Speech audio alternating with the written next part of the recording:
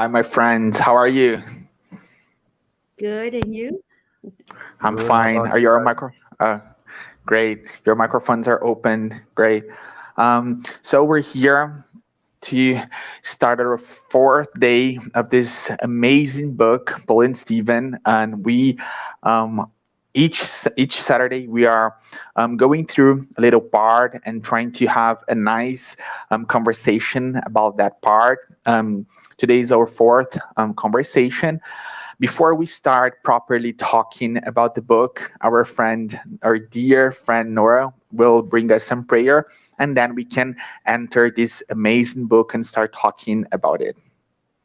All right, dear friends, let us um, put ourselves into that beautiful, gentle, and loving vibration with the goodness this night, this evening, or if you're in demand.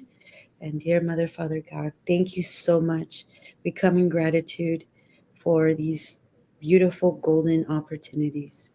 As we study tonight, we ask that you bless us with your light, that each of us tonight, not only here, but around the world, the universe, that we carry a beautiful light of peace, of love, of hope, that we can come together as a fraternal, universal family, holding hands and just loving one another, reminding ourselves that the most beautiful gift is to be, to exist, and it's of life.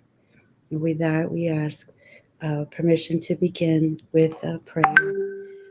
Hail Mary, full of grace, the Lord is with thee. Blessed art thou among women, and blessed is the fruit of thy womb, Jesus. Holy Mary, Mother of God, pray for us sinners now and at the hour of our death. And so be it. Thanks. Beautiful. Thank you, dear, so much. So last week we stopped at a very intense part of the book where we were seeing Jason being released from the slavery. Daniel, no, actually, Nora brought that part for us. She finished last week, and so that's where we are in the book. We saw that a very important patrician named Sergius got very sick with some virus. We saw that last week. And that Jazel took really good care of him, being this good character and this kind person that we have been watching for these 4 Saturdays. However, when the patrician was getting better, Jazel got infected with that same virus. Sergius got really touched by Jazel's kindness, so he wanted to thank him by setting him free from slavery. And this moment where Jazel was so sick was the perfect moment he found to do that. The patrician, this Sergius man we're talking about, planned that as soon as they reached the port, he would take Jazel in a skiff to the shore, pretending to be in need of exercising his muscles. There he would set Jazel free. He ordered a soldier to write in his records that the slave Jazel had been attacked by an unknown disease called encephalonia and was buried at sea before the plague could affect the crew and all the rest of the passengers. Sergius, after agreeing that the boat's captain would do what he had asked him to, they went to tell Jazel about those new plans. Um, he said that Jazel should be aware that in doing that, he was violating certain important rules. As we've talked about, Sergius was a very important patrician. He was part of the Roman emperor. He would ask for Jazel's secrecy in return of that huge favor. Sergius said that the disease would soon take very grave proportions, since we've seen that he went through the same thing, and that he didn't know if Jazel would be able to hand it, that only Jazel's God could grant him life. And we know that Jazel was a young man full of faith. But he added that in case he managed to survive, Jazel should be a new man. And this is a really important request that he was doing. He asked Jazel for that he should be a new man with a different name. Jazel said that he would obey him in every decision. Sergius promised to give him some money to his first needs when he landed.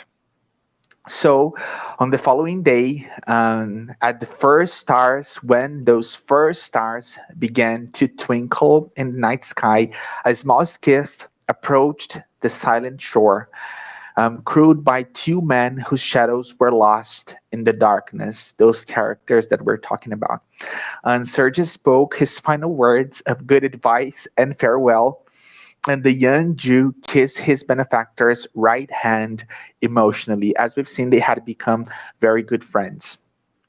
And the minute Jazel put his feet on the sand, he felt really weak and fall asleep. And then some interesting things will start happening. When he woke up, he got surprised that the sun was already rising, so he slept a lot. But besides that, he saw that cunning looking man was bending over him, anxiously looking for something. Jazel begged the man not to kill him, make it clear that he would hand over all the money he had. The man got so happy, this assailant got so happy with the money that he offered Jazel some help. God working every single time of our lives. So Jazel asked him if he knew about any place or anybody who could be charitable and give him shelter. Um, the assailant told him that he knew some people who could be able to help Jazel. He said that they were, and that's how they were called, men of the way. This great people.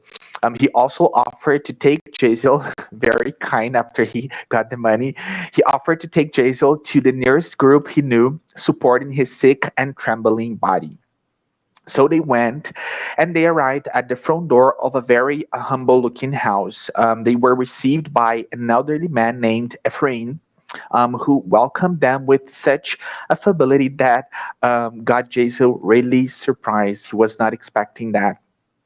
And it's interesting because in this part of the book, we see Jazel wondering about that man really just so why he was being so gentle. Which God was he praying for? Looking at Jazel, Ephraim explained that he had received another man from Cephalonia with the same disease, and that he intended to take him to Jerusalem after that afternoon. At that time, Jazel remembered that he had made a promise of becoming another person, of adopting another name, and he got very excited and happy. So he begged, whoever you are, please take me to Jerusalem with you for pity's sake. Those are Jazel's words. And Ephraim replied, you shall go with me. So at dusk, taking advantage of the fresh evening air, a cart carefully covered by cheap canvas left Joppa for Jerusalem. Resting here and there along the way, only on the following morning did the cart stop at the door of a large rundown house.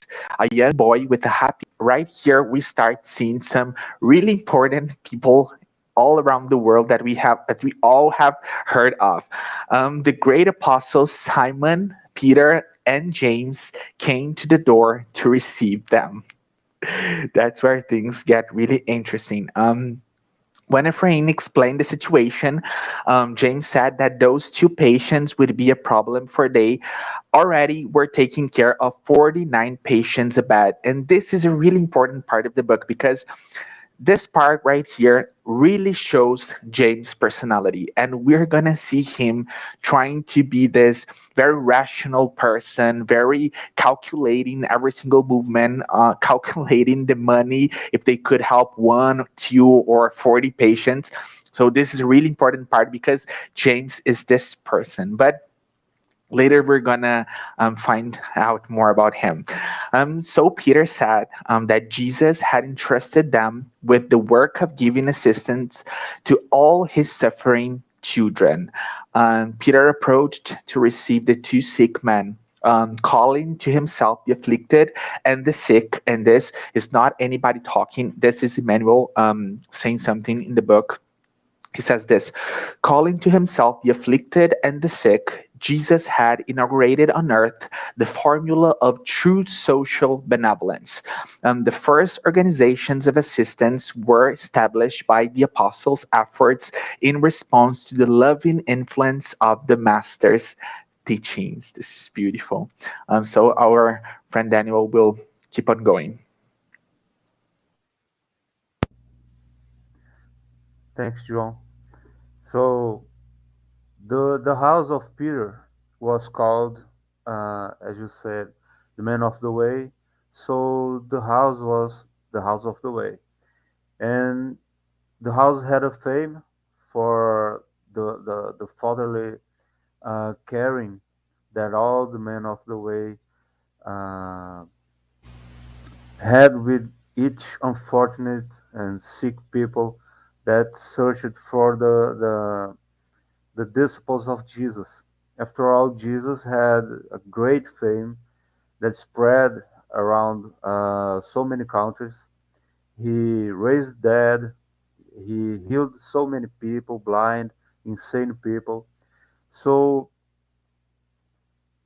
the house of the way was very had a lot of people there, as João said, and these people was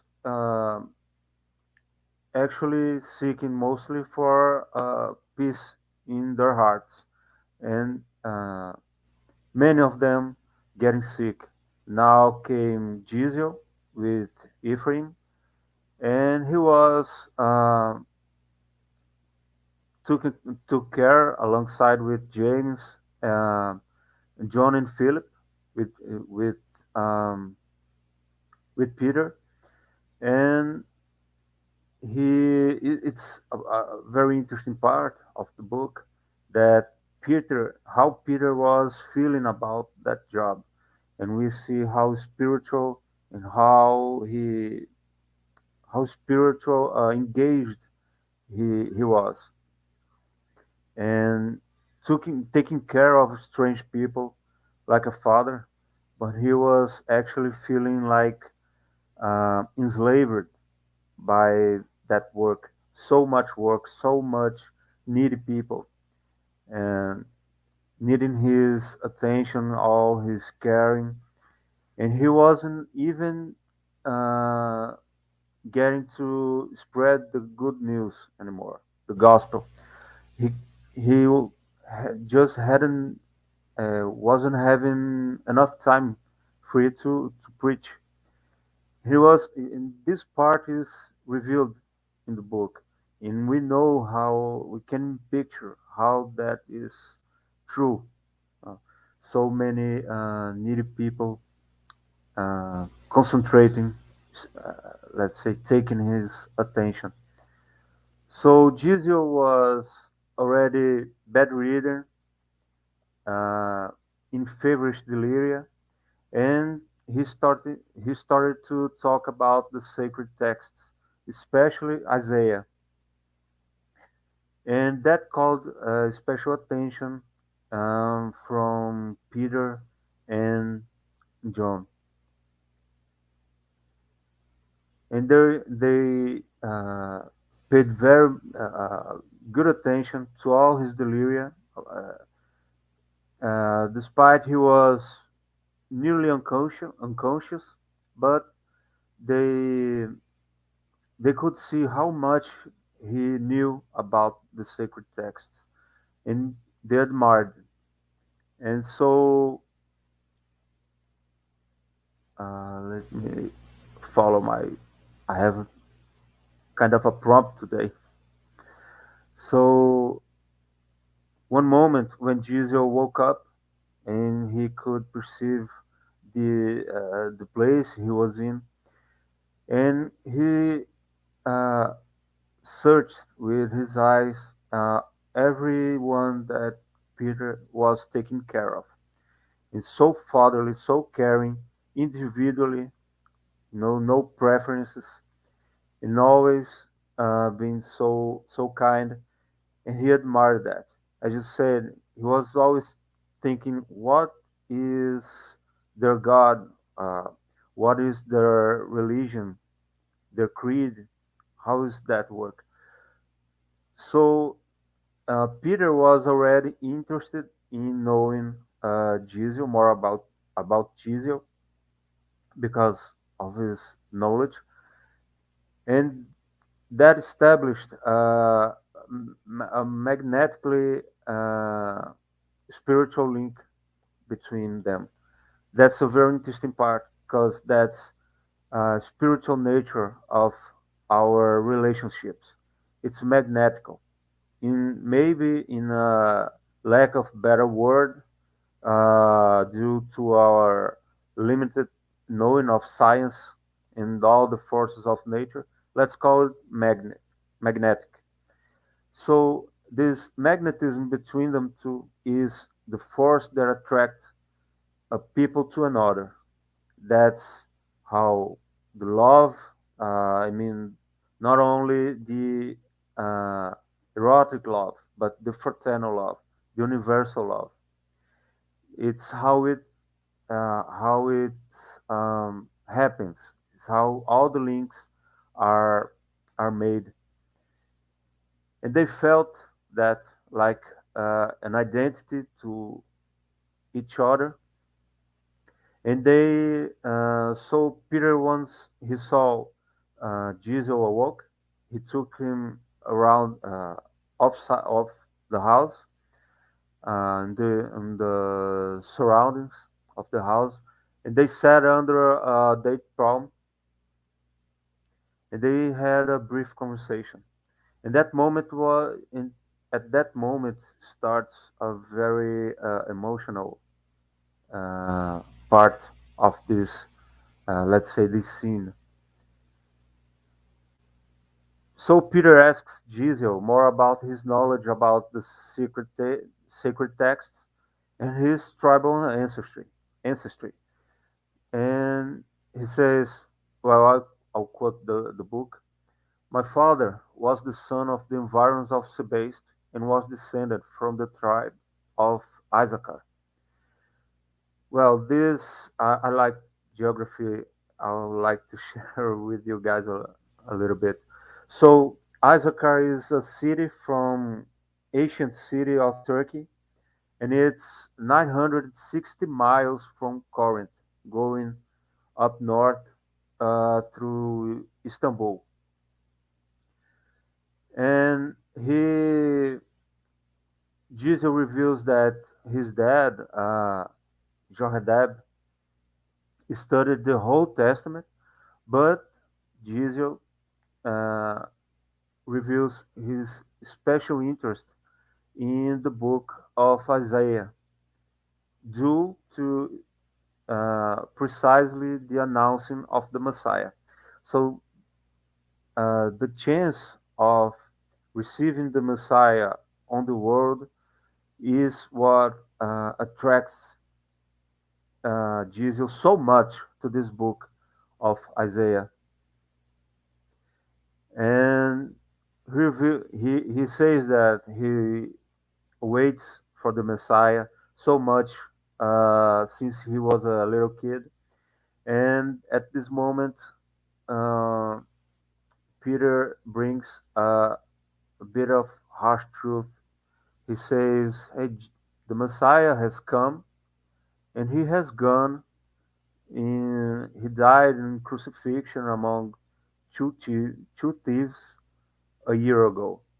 And that shocked, we can imagine how much that shocked Jesus. And he went in tears, and Peter told him about the beautiful teachings, the beautiful preachings that they had together, all the days they spent, how much he could uh, witness from Jesus. And that was like a sort of a emotional roller coaster for Jesus. He was marveled, he was sad, he was thinking about his hopes since he was a kid, all about he was all his hopes, and so moved in heart, he started to recite Isaiah 53, and Peter handed Jesus some parchments of the gospel, uh, and he, like the word, like the book says, he devoured uh, the all the scripture, all the parchments, to know more about the Messiah. And he believes at first time. At the first sight, he was so happy and also so sad. Imagine how much uh, uh, conflict, emotional conflict he was in at that moment. Um, and I can relate a little bit. It's a bit personal, but when I got to know Spiritism, and I get to know the Book of the Spirits, that that's how I felt. It's not Jesus, but all the answers I was searching since I was a kid. I found it when I was around 25 years old at the Book of the Spirits. That was wonderful. It's such a magical moment when you can find answers for let's say the enigmas of the mankind, like the like Emmanuel says in this book. So yes, Jesus was happy, but let's notice that it's not usually welcome between Jews that the Messiah has lived and died as the humblest poor man. Let's say this truth. The Messiah was not very well accepted, and he died for that. He was expected to be the Lord of the armies. He was supposed to take the Jews to a situation of glory of the nation, but he lived as a very poor man, so humble, living out of charity, teaching the pardon countlessly, and help the unfortunate instead of all their hopes for this Lord, for the Messiah. Um, and Jesus starts crying, thinking about all he has Jesus has suffered until he got to uh, sorry. Jesus cries, thinking about all he has suffered until he got to Peter's house, where he got to know about the so much awaited Messiah. He was divided with all these emotions, and this part ends with Jesus brilliantly, noticing that in contrast to the dwelling and the healing and this wonderful news that Peter brought him, he in exchange he delivered him a bitter story full of misery and sorrow. And I think this is so intelligent of Jesus in so much uh, edu- emotional education. You have to you gotta have so much education, so much control over your emotions to perceive that in such a great moment, And he could see this. You bring me so great news, so much revelation, and in exchange I give you my sorrow, my bitterness, all my sorrows, and yes, that's the situation we're in. Nora, give it to you. This is really beautiful. Both of you have really, wow, expanded so much. And I have to say that I was just taken back when, oh my gosh, Jesus was there like a year before when, it kind of took me, the very first time I went to Brazil. Oh my gosh, I'm revealing my age. It was, I think, Chico Xavier had just disincarnated a couple months, and then I went, and oh my gosh, but I missed it. I remember thinking, what? And so, I have, like you brought it up, Daniel, that Giselle was like had all these emotions as well. But obviously, Jesus is Jesus. You can imagine also everything and all the residues and all the stuff that was happening at that time. I don't know if John would like to say something before. Oh, just beautiful. Great job, bro. Yes. Awesome. Okay, so now we're gonna finish up the chapter, and it's very emotional now. We get a little bit more of this interaction between Peter and Giselle. And Peter does advise Giselle, it's best that you change your name, right? So it was beautiful because he not only listened to him and comforted him and adopted him, but he had like this bond with him. He gave him a new name. I shall baptize you into the new creed with the Greek name Stephen. Oh my gosh, I can't even imagine just being there. It was so Now beautiful. the secret is revealed. Dun, dun, dun. I know. I was like, oh, there it is.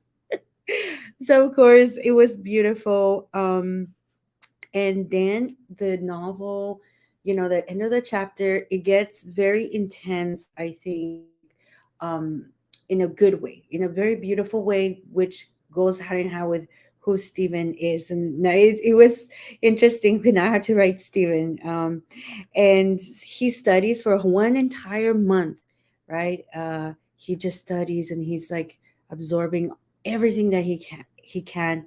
And then after that, it's like another stage for him. Now that he's immersed in all of this, he's gonna be doing all the work. He's in action, really. He's helping out the community. They have like the church, right? And they're helping out people who are broken in many ways, spiritually, physically, emotionally, mentally. They just take everyone, those that are hungry. And it's such a beautiful mission that they have there.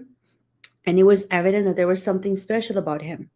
So towards the end, um, he continues, they continue describing, and he would speak his mind about the master, about Jesus, and he was not embarrassed. He was full of convictions. It was a full-time commitment, really, to speak the good news, and he did not mind any controversies that he might provoke. So in these months of dedicating himself to the spiritual work, he actually found himself a lot of the nights with his father, Peter, that is very sweet, and John, and they would pray. And he was just this young man, very enthusiastic of the good news and everything that is about to come, right? So that was pretty much the end. And so now we can kind of go in and break down a couple of things. Of course, one of the first things that we can always talk about is that part where Stephen actually asks, um, do you think I could be of help to of anything? I used to be a slave to men. Now I wish to be enslaved to the Savior who lived and died for all of us, right? And it's really Stephen's humility. And I'm going to use my notes because I could, you guys know I can talk. So my notes keep me. But Stephen's humility and willingness to work is a picture of a young man who has built a paradigm of service to others, really, which is absolutely something to look up to. And I think now, thinking about it, we don't use those words anymore. I mean, enslave, we can, very poetic, but we don't have to. Our culture, our language, a lot of things have evolved as well. And even the way we approach this, I always say, as long as we have the will, the desire to be of service to others. That's what it simply means. Something so simple. We don't have to get into the whole legalities of that word. But obviously, he was being very metaphorical to all of this. And how can we be like that today? How can we find ourselves in this? rigor and this passion, right? And it's hard, but not really. It depends. Okay, let's see what your thoughts are, guys. One I thought would be to be vigilant with our thoughts, right? To be careful with our thoughts, to wish goodness, love, fraternity to others. Like when we are enslaved in with the Christ, we find ourselves in this state of mind, and especially with everything that's happening, with these Ukrainian and Russian conflicts. There's so much up in the air, and it's such a great reminder from Stephen to be these workers of the good. A lot of it has to do keeping our thoughts in check. Another thing that we can do is really to be more giving in our relationships, right? To be the giver, to say, it's the little things that count, and that can actually improve our relationships and all of them. I thought that would be something that was is daily powerful and meaningful. Another thing was actually this is because I'm a teacher, so I say, studying. There's a lot of research they're doing on brain plasticity, and now for us to learn something new, there's really no age anymore. It's like at any age we can start doing something, and as we are learning, we're giving back to the community, back to the world. These talents that we have, as we're giving back. So imagine ourselves embracing these actions, and there's so many more. These are just three, right? To think about, we do this, we share with the world, and we are already part of this beautiful fraternal family. So wow, and all this in humbleness, of course. Another point that we can look at is that emotional part where Peter baptizes his adopted son, or his son, just so into Stephen. That was very meaningful.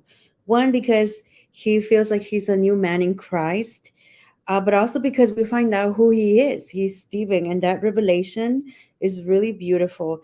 I think that it brings this idea, Stephen or Giselle, he could have stayed stuck. Oh, my family, they're all gone. I'm not going to open my heart to this. But he really was willingly wanting to open his heart. He was just such a humble being, and love that these are gifts, I think, of love that we get all the time when we meet friends such as João and Daniel and so many people. We are this beautiful spiritual family, and we open our hearts to one another to study, and that's really special, and that is so beautiful to extend beyond our biological family that we have, right? To embrace those moments. I think that was absolutely so meaningful, and he took that gift. I thought that was nice.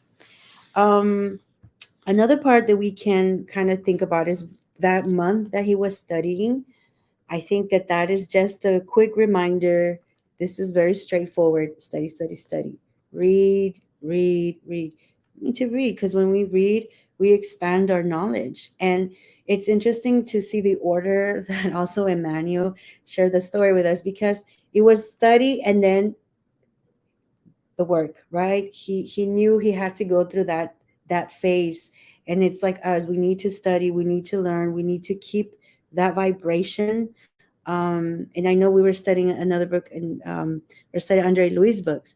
And there's a chapter in the Missionaries of the Light, and this whole idea of language, right? The language input and the meaning of language, how we talk, and how can we acquire this positive, beautiful language, right?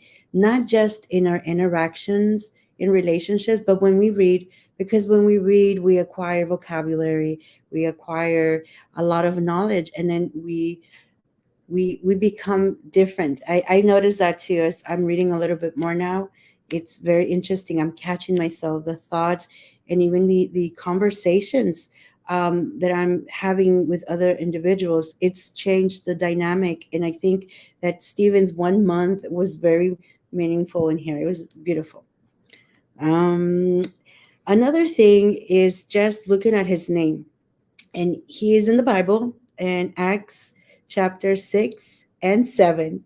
I don't want to say too much because I figure the book will probably elaborate more on this, but it is such a beautiful description of of who he is. I'm sorry.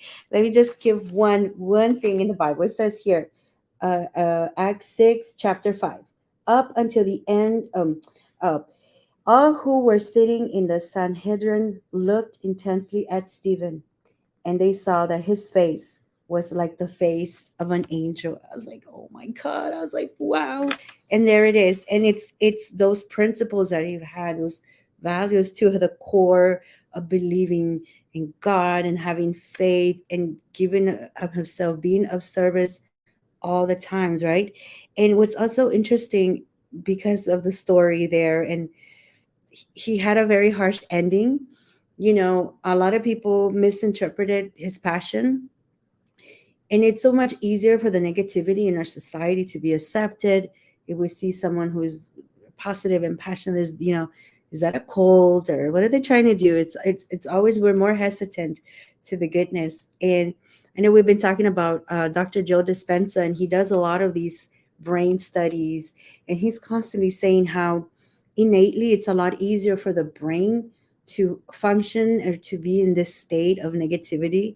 It's a lot more energy for us to rewire to be outside of that.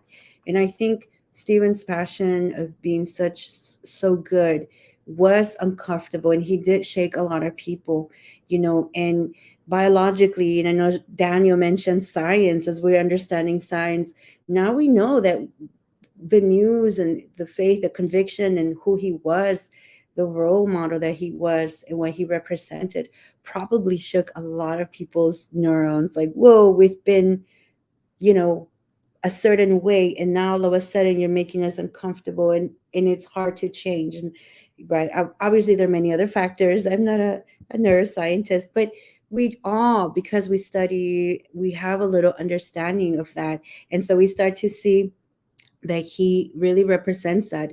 And he also did a lot of work. We could read in between the lines, just his mentality as we're following his story and on sharing that good.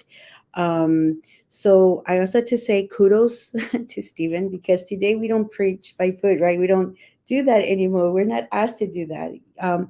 But today, in our daily actions, in our patterns, our choices, and our thoughts, we could have that conviction and that commitment like Stephen, right? And to do it at home, in our relationships, spiritual centers, at work, or even with us, anything. If we hold on to that conviction of believing and having faith, we could be like him, and we could be helping to disseminate those lower vibrations. But of course, it's not easy, because we are again changing those thoughts, and it's work. But I think Stephen came and showed a beautiful message that it's possible, because as I was reading in the Bible what happened to him, and I'm sure we're going to read, only someone who really has not only his faith but has also practiced every day, right? That mental state can be to that level. And so in the ending, dear friends, it says here, he that he had sowed in his heart the blessed stars of infinite joy. And so, if we keep ourselves immersed in light and love, right? That's the message of tonight, love. Then we are planting seeds that continue to grow, because we nourish it with Christ conscious nutrients. So, this hint of infinite is an expression that there's more than just one life, right? And he was getting it, and we cannot go wrong with this prayer, fraternity, and love and faith, because that's what he was doing. So overall, Stephen's transformation, from what we're seeing literally from the name change to being a new man in Christ, is just a symbol of what life means. We're in constant change, we're in constant growth, right? He takes this oath with passion, with commitment, and conviction, and he becomes a beacon of light, of goodness. And imagine this: if Stephen had listened to the haters, if he had let all this influence, we would not be here reading about him and studying him. I'm gonna leave this beautiful passage from the Bible, 2 Peter chapter 3, verses 10 through 13. I really think they depict a lot of what was his message, that we've read so far, because it says here he did a lot of work despite everything. But the day of the Lord will come like a thief. The heavens will disappear with a roar. The elements will be destroyed by fire, and the earth and everything in it will be laid bare. Since everything will be destroyed in this way, what kind of people ought you to be? You ought to live holy and godly lives as you look forward to the day of God and its speed coming. That day will bring about the destructions of the heavens by fire, and the elements will melt in the heat. But keeping with the promise, we are looking forward to a new heaven, a new earth, and the home of the righteousness. And I really think that that was Stephen. He knew that even though things might seem like they're melting down, that they were so difficult, there was a message of hope for a new home and a new earth. So it was absolutely beautiful. That was it. So we can. Beautiful. I do think, taking this part that you were talking about right now, I do think that, and we have talked about that when we were talking about Andre Luis' books, um, having spirituality as the main north in our lives changes every single thing. And that's what we're witnessing with those amazing characters. I have a couple of things that I want to point as well. Jesus hearing about the Messiah, that the Christ had already come.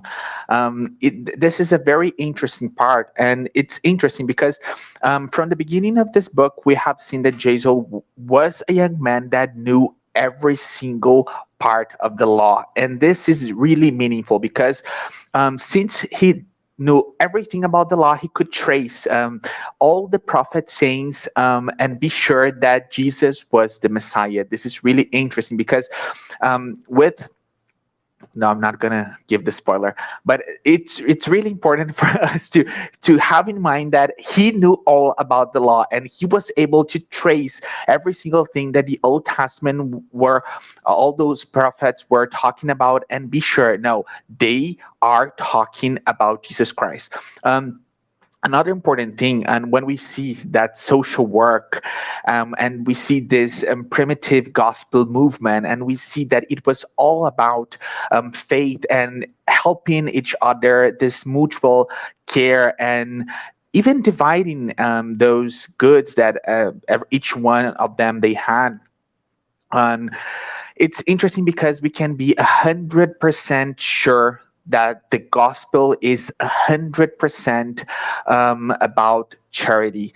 And I think that it's important to read a very important part of the gospel. It's in Matthew chapter 25, and reading it tonight, so we can, after tonight and on the other nights, just mention Matthew chapter 20, 25, because it's actually about charity. It is there explicit on the gospel, and Jesus said it himself. So I'm going to read it. It's on Matthew chapter 25, from verse 31 on. When the Son of Man comes in his glory and all the angels with him, he will sit on his glorious throne. All the nations will be gathered before him, and he will separate the people one from another as a shepherd separates the sheep from the goats. He will put the sheep on his right and the goats on his left.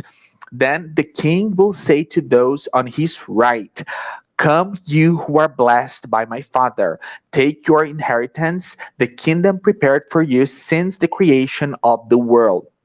For I was hungry, and you gave me something to eat. I was thirsty, and you gave me something to drink. I was a stranger, and you invited me in. I needed clothes, and you clothed me. I was sick, and you looked after me. I was in prison, and you came to visit me." Then the righteous will answer him, "Lord, when did we see you hungry and fed you, or thirsty and give you something to drink? When did we see you a stranger and invite you in, or needing clothes and clothed you? When did we see you sick or in prison and go to visit you?" The king will reply, "Truly I tell you, whatever you did for one of the least of these brothers and sisters of mine, you did it for me." So this is really, really meaningful. And we see that the primitive gospel was all about that. And it's important for us to say that.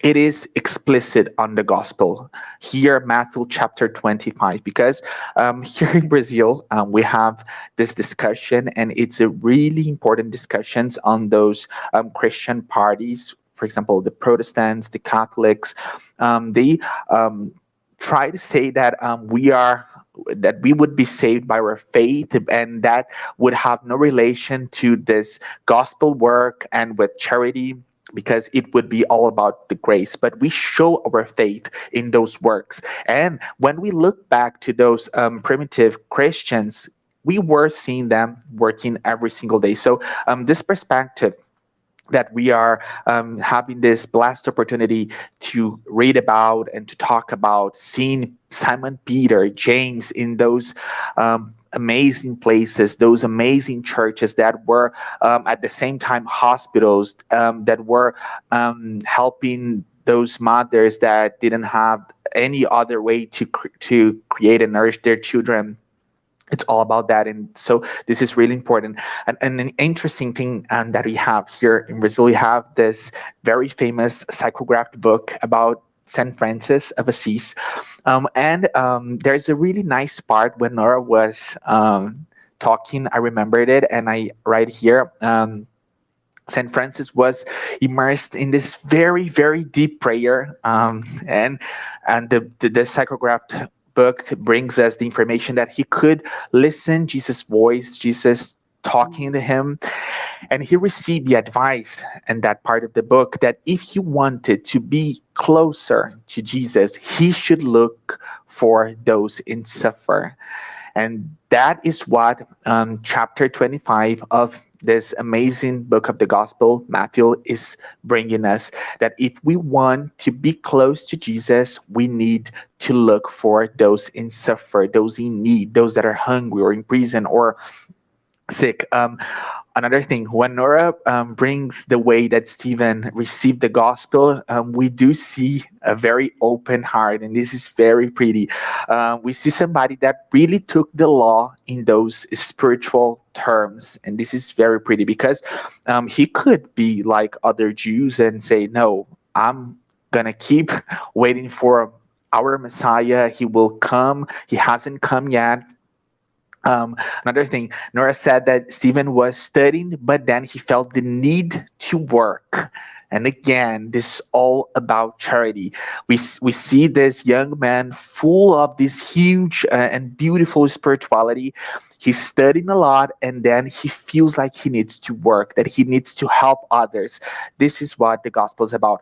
And when we think again and bring this amazing information that Emmanuel brings us in another of his books, Taught in Life, he brings us the definition of love. And he says, love is above all serving others. So, yes, those, and we have been watching Jazel, now Stephen, and we have been able to see in his spirit a very Christian perspective, and see that he was a real Christian, even though he hadn't had an opportunity to know and to hear about the Christ.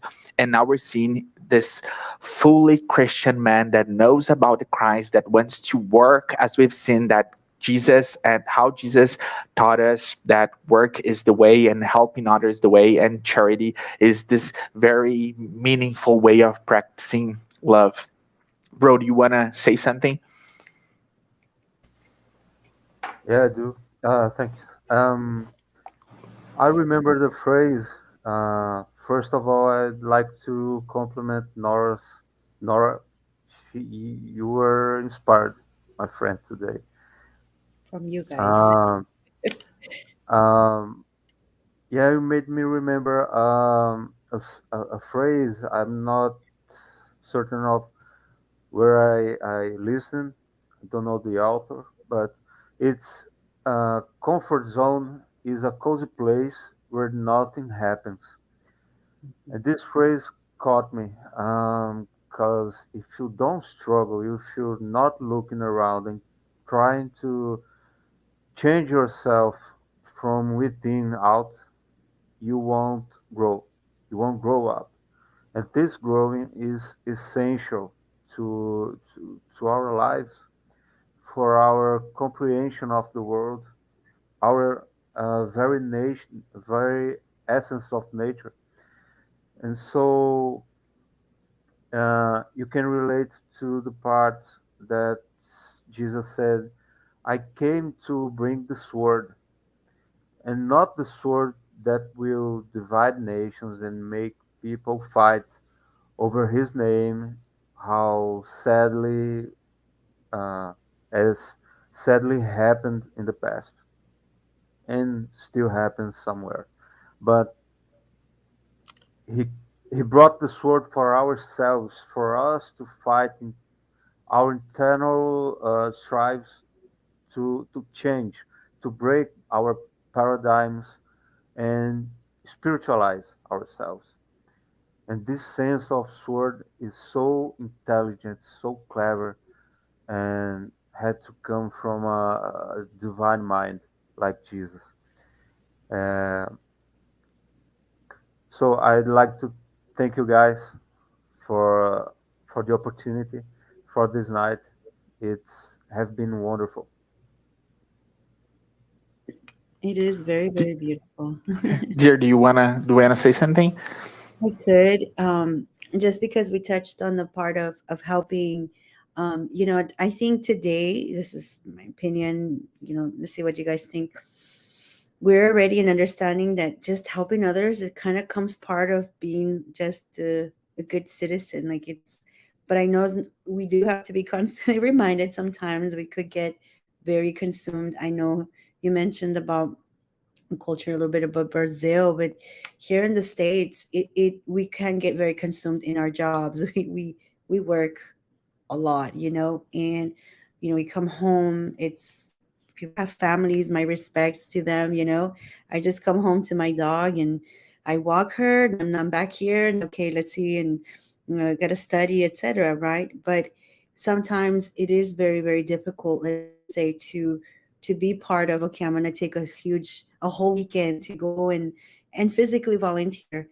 But to not feel like you still cannot make a difference is why just our thoughts and even within our own home, maybe our part of this charity is to be that it within our own, with our children, with our siblings, because that in itself is work. We know also based on Andre Louis' books, our families too, we're here to work. Right.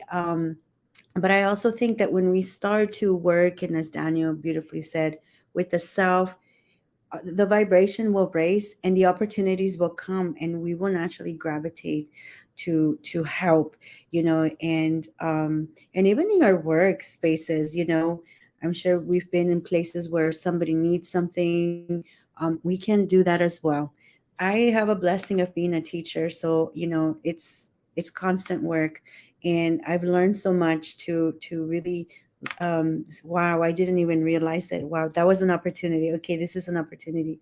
Sometimes even the way we talk to someone is already a charity, opportunity or fertility. They might, sometimes it's just to listen, and to not miss also those aspects.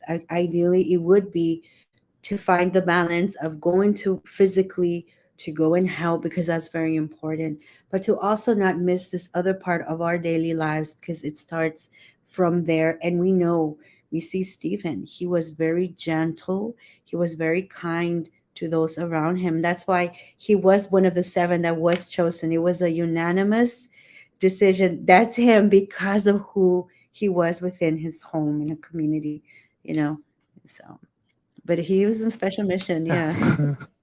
Yes, I think that this perspective that you brought is something really important because as Christians and even Spiritists, we a couple of times we think like the mission that matters is a mission like Chico Xavier's mission, Saint Mhm. Francis of Assisi, or Stephen. And having a family, it's really, really tough. Being a father, and Daniel knows that, being a mother, it's really tough. Maybe I was talking with Vanessa a couple of days ago, and she has a couple of projects about being the mother and being parents. More properly about being parents, and it's a really tough task. It's not easy at all. So it's important to as well think about the difference between moral charity and material charity. And a couple of times we get stuck thinking about material charity when this all the things that are around moral charity, they are really complex and they're really showing every single minute of the day if we are Christians. Like, are you being a kind person to the lady that serves you at a restaurant, or are you not being a Christian with her?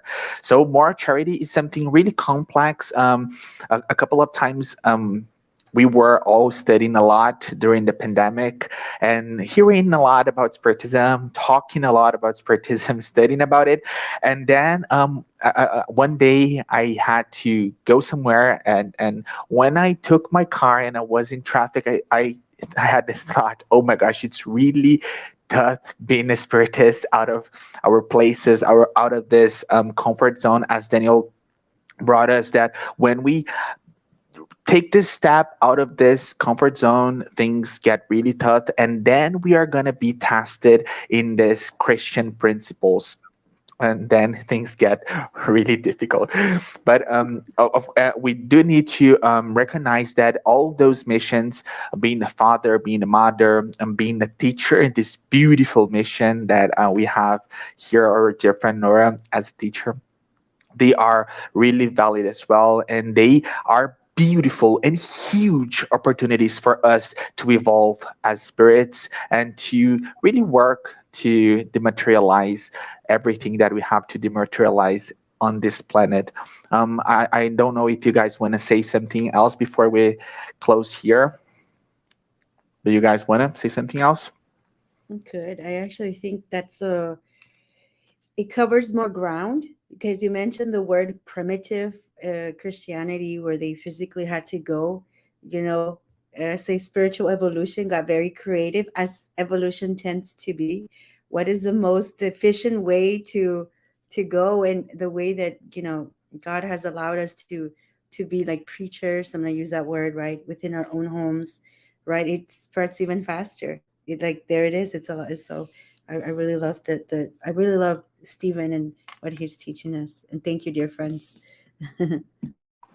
I just remembered here that we were going through another Lily's books, and he told us that, and he was with great spirits around him, and he told us that the family is a really important place where we need to evolve our spirits and to recognize that we have other spirits there that need us, that need to learn the gospel with us. And a couple of times we forget that and keep thinking about those missions that are different than ours. Everyone has his or her own way and path on this world. Bro, do you want to say something else? You pointed out such an important aspect of missions. This word we always. I had a friend that said she was a teenager. She said, "Oh, I want to have a big mission in life. I want to go to Haiti and help people and the unfortunate." I said, "Well, you can have your missions here. You don't have to travel to Africa or to some. You can go, yes, you can, but you have your mission within your family, within your house. Make a home for you." So, as you said, we have to do this ant work, like those tiny things that make all the planet go on better and better with a better, how can I say this in English? Psychosphere, like an atmosphere, only psychic. Okay, so that's how we do it. The whole planet making its part. Every person doing uh, the part. Yes, That's it. beautiful, beautiful. And just before we finish here, it's interesting remembering that in the Gospel of Mark, we have a beautiful passage when Jesus tells us that we as Christians should preach the gospel to each creature. in the world. So we see that we have a really, as Daniel brought us, uh, small missions within our life, and that at the end, at our last day here on earth as incarnate human beings, we're going to see, okay, so that's what a mission is about. Those um, very short moments, that those very short actions that made the whole difference, and in which we were tested as Christians. I want to thank you guys so much. We have reached our time. We see each other next week.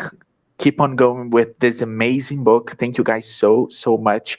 I'm Thank gonna close you. here. Thank Thank you. you, See you guys friends. next week. Bye.